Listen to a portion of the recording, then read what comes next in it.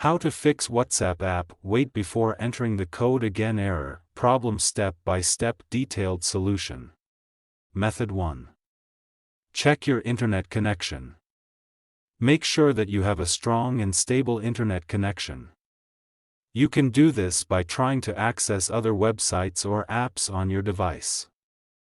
If you are not able to connect to the internet, try restarting your router or modem. Method 2. Restart your phone. This can often fix minor software glitches that may be causing the problem. Method 3. Update the WhatsApp app. To do this, go to Play Store. Search for WhatsApp. Go to WhatsApp. If there is any update, update it. Method 4. Clear the WhatsApp app cache and data. If restarting the app doesn't work, you can try clearing the app cache and data. This will remove any temporary files that may be causing the error. To clear the app cache and data, long press on WhatsApp, click on App Info. Then click on Force Stop. Then go to Storage Cache.